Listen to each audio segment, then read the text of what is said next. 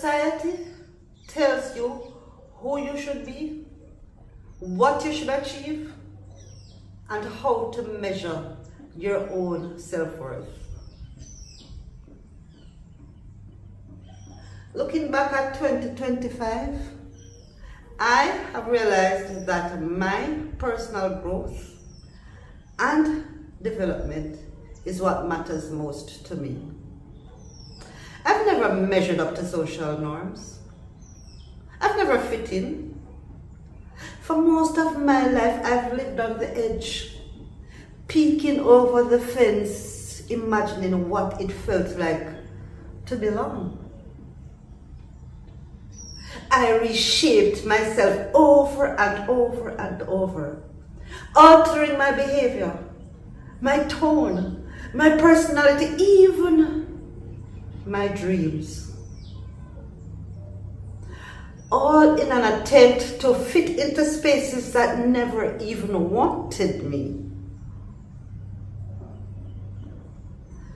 I don't know where the disconnect began. But I suspect that I was too much, but never quite enough. Today, my only measure of me comes from me. I will not retreat. I refuse to shrink myself. I will not conform. I will not apologize for who I am. I will stand where I am, as I am, and as I always will be. And that is enough.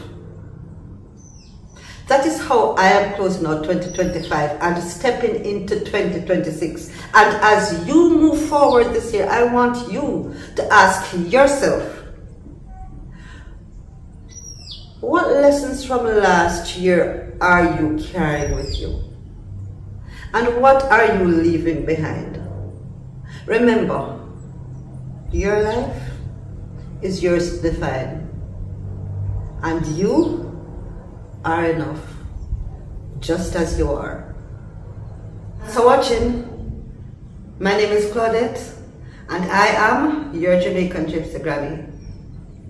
Please leave a comment and let me know, are you enough? What lessons did you learn from 2025?